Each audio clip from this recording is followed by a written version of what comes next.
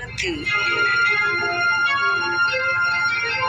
எதனால இப்படி நடந்துச்சு வாங்க விரிவா பார்க்கலாம்.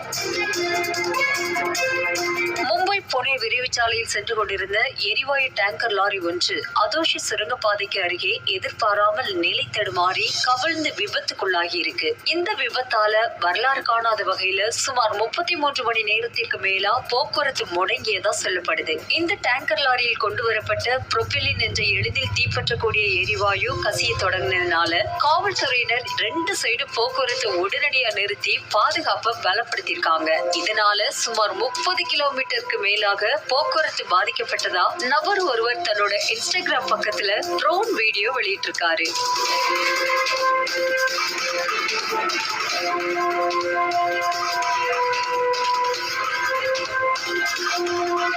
அந்த வீடியோவை பார்க்கும்போது அப்படியே தலையே சுத்துற மாதிரி நீண்ட தூரம் வாகனங்கள் அணிவகுத்து நிற்பதை நம்ம பார்க்க முடியுது. இந்த வீடியோ சமூக வலைத்தளங்கள்ல வைரலான நிலையில வாகன ஓட்டிகளிடையே இது அதிர்ச்சியும் அச்சத்தையும் ஏற்படுத்தியிருக்கு அப்படிங்கிறது குறிப்பிடத்தக்கது.